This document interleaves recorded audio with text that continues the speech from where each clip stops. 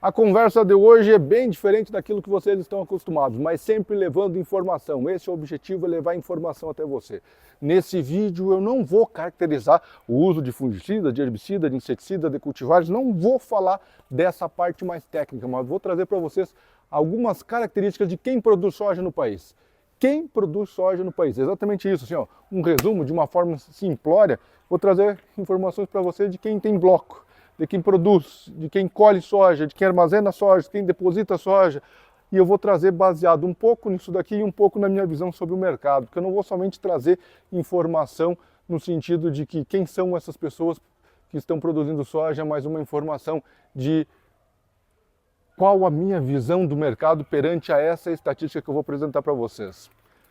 Para quem não segue o José, por favor, se inscreve no canal ou então vai lá para o Instagram, minha principal rede de comunicação até o momento, onde nós temos lá no Instagram o josedealencar.jr e aqui eu coloco vídeos mais longos. No Instagram, algo pontual daquele nosso dia a dia, seja das lavouras que nós plantamos, né, da nossa estrutura como pequeno produtor, ou seja do nosso laboratório, da pesquisa, do nosso aplicativo agrícola, da consultoria, enfim. Lá no Instagram você tem um pouco de tudo, aqui você tem um pouco de tudo. A diferença principal é que aqui eu tenho tempo para conversar com vocês, eu não tenho pressa para conversar. Então aí eu consigo devagar, consigo conversar, consigo detalhar de forma mais clara. Circular técnica. Embrapa Circular Técnica número 204, é o que eu tenho aqui para vocês. Esse texto eu obtive quando eu estive no ano passado em Londrina, teve um evento em Londrina sobre a reunião de pesquisa da soja. Daí tinha a banquinha da Embrapa, eu fui lá, peguei e fui ler somente esse ano. Até me surpreendi, faz algumas semanas atrás que eu li o artigo e eu falei, pá, isso aqui tem tudo a ver com os nossos produtores, vou falar sobre isso.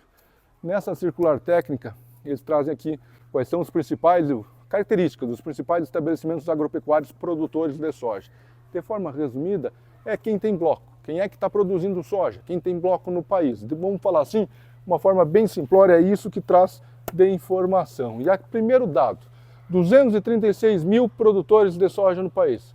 Gente, 236 mil estabelecimentos agropecuários produtores de soja. 236 mil pessoas, inscrição estadual, o CNPJ, quem tem bloco? 236 mil blocos. Tá, show de bola, isso é interessante. Eu estou falando de uma forma mais simples, né? Não necessariamente é esse volume de bloco. Vamos separar eles? Dos 236 mil, 196 mil desses estabelecimentos estão no sul do país. O que é sul, José? Paraná, Santa Catarina e Rio Grande do Sul. Ou seja, 93%, na verdade, desculpa, deixa eu ver. Estou louco, não, 83% desses estabelecimentos, dos 236 mil, estão no sul do país, que correspondem a 196, quase 197 mil estabelecimentos. Quer ver outro dado interessante? É que ele separa, e isso é a parte legal do trabalho, entre produtores menores de 50 hectares e produtores maiores que 50 hectares.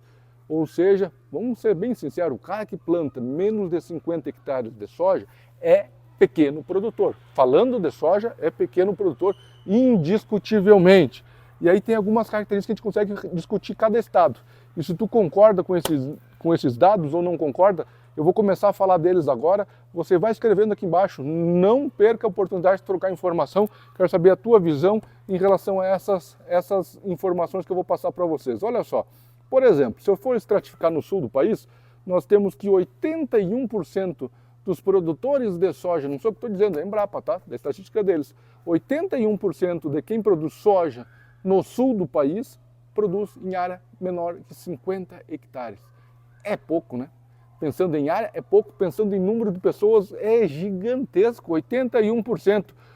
Isso vai equivaler a 159 mil pequenos produtores versus 38 mil acima de 50, que eu também já considero 50 a 100, eu faz horas considero pouco menos de 100, mas veja bem, 81% do sul produz menos que dos produtores em área menor que 50 hectares. Vamos para frente, se eu pegar já no centro-oeste é 28%, se eu pegar a região sudeste 46%, menos que 50 hectares, se eu pegar a região norte apenas 11%, opa, lá estão uns grandes, né? Apenas 11% é menos que 50, então faz a conta de cabeça aí. Quando eu falo que é 11 menos 50 é óbvio, 89 é mais de 50 por mais de 50 hectares. Quando eu vejo o total do sul do país, total sem o sul do país, se eu considerar o Brasil como um todo, sem o sul, eu vou ter que 32% das áreas colhidas de soja são menores que 50%, enquanto, tirando o sul do país, 68% das áreas lá para cima, tirando o sul, são em áreas acima de 50%. Aqui eu já tenho algumas características interessantes do que pensar. Vamos ver detalhadamente, tem uns índices interessantes. Santa Catarina, 87% dos produtores de soja de Santa Catarina produzem em área menor, que escolheram menos de 50 hectares de soja. Vamos falar dessa forma. Vou repetir, 87% dos produtores de soja de Santa Catarina colheram menos de 50 hectares de soja. Ou seja, 9 a cada 10 produtores são pequenos produtores, essa é a realidade. Quando eu vou para o Paraná, 79% dos blocos com menos de 50. Rio Grande, já falei, 81%. Quando eu vou para Goiás, vou lá para o Rio Verde, vou lá para o Centro-Oeste, começa a mudar. Goiás, 87% 27% de Goiás, apenas produtores menores que 50 hectares. Ou seja, menos que 50, só 27% dos produtores. O inverso é verdadeiro, acima de 50, 73% dos produtores do Goiás. São Paulo é um que está meio assim em cima do muro. 58% de quem produz soja em área menor que 50 hectares, quem colheu soja, versus 42% em área acima de 50 hectares.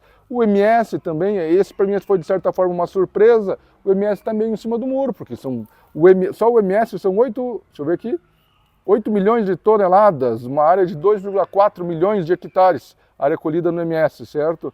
Quando eu vou ver isso aqui, nesse índice aqui de 2017, na verdade, eu vejo que 43% dessa área do MS foi em área produtores com menos de 50 hectares, enquanto 57% é acima de 50. Eu imaginava que o MS ia ter grandes áreas, mas até não é tanto. O que realmente se destaca é o MT, é o Mato Grosso. O Mato Grosso muda tudo, não tem nada a ver com o Rio Grande. Enquanto aqui no Rio Grande nós temos 81% dos produtores com área menor que 50, o MT tem 88% de produtores acima de 50, ou seja, só 12% é abaixo de 50. Muda totalmente as características. E assim sucessivamente vai dando informações nesse texto, mas eu quero chegar na minha visão sobre o tema. Aquilo que eu comentei em algumas palestras, em alguns eventos, vai se tornar verdade. Esses produtores de soja de menos de 50 hectares, é literalmente impossível de se viver de soja hoje. Não é impossível, mas é bem improvável, ou se você vive numa condição muito precária, muito apertada. Se você é um desses pequenos produtores, você tem que diversificar culturas, é óbvio. Mas diversificar, se o cara planta só 50 de verão de soja, ou menos de 50, está aí dentro desses 80 e poucos por cento do sul do país, você provavelmente terá que ter outras atividades, seja um HF, uma hortaliça, ou você está trabalhando com fumo, algumas regiões também trabalham, ou você trabalha também com gado de leite ou um gado de corte, você faz outras atividades. Eu conheço gente que faz frete, tem muita gente indo para terceirização de serviço, e principalmente por causa disso aqui, ó, que inclusive está judiado, acabou a safra e nós não lavamos ele ainda. Maquinário. O maquinário hoje tem inviabilizado a questão de pequenos produtores, porque se você botar na ponta do lápis um caminhão, uma plantadeira, um trator, ou outro trator, vai botar a grade, vai botar twister, vai botar o pulverizador, vai botar toda essa estrutura que você precisa para produzir soja, é quase inviável você ter toda a estrutura, quem dirá uma colheitadeira, para colher 50 hectares de soja. Então existem algumas previsões mostrando assim, por exemplo, eu estava conversando com uma cooperativa de crédito outro dia, e ela comentou que na região dela de atuação, 1 a cada 4 agricultores estão endividados a ponto de não conseguirem quitar com suas contas, estão atrasados, 1 a cada 4. É um índice gigantesco, 25%. Uma outra cooperativa de crédito me comentou também de que há uma expectativa que lá na região deles, mais ou menos 10% dos produtores vão parar com a atividade nos próximos 10 anos. Ou seja, vão sair da atividade, o tal do êxodo rural, vão estar migrando para as outras atividades. Ao mesmo tempo eu fico pensativo, quem é que conhece São José do Cerrito, a capital nacional do feijão, não sei se ainda é ou era, é um município entre Curitibanos ou Campos Novos, vamos falar assim, entre Campos Novos e Lages. uma região de pequenos produtores, se arrancava feijão, se batia feijão a manguá, enfim, você beneficiava depois ele e entregava. Hoje, com os grandes produtores da vacaria do Rio Grande do Sul ou do Paraná, enfim, dos Campos Gerais, onde você tem máquinas axial, que você tem uma logística, uma qualidade muito melhor, uma velocidade, você consegue colher no momento correto, industrializar e armazenar de forma mais eficiente, eu vislumbro que reduziu muito os pequenos produtores de feijão. Isso mostra o quê? Que nós estamos cada vez mais concentrando renda, cada vez mais em grandes produtores. E essa é uma tendência que, infelizmente, ou felizmente para alguns, infelizmente para outros, veio para ficar. O resumo da conversa, que é uma conversa não tão legal de hoje, de um vídeo não tão prazeroso de dizer, é que você precisa ser cada vez mais eficiente no teu sistema produtivo, porque você está competindo com todos no mundo, não no mercado, mas no mundo.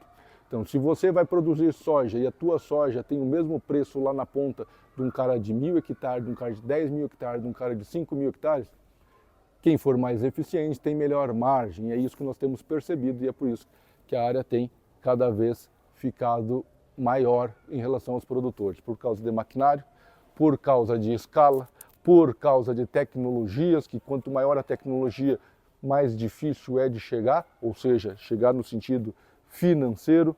Por essas atividades é que eu fico pensando aonde que nós vamos chegar, numa agricultura cada vez mais eficiente. Porém, a expectativa é que sim, por mão de obra, faltou de dizer também, né? Esqueci de dizer de mão de obra, mas enfim, a tendência é que vá haver uma redução no número de produtores no país. Isso é algo que não tira da minha cabeça.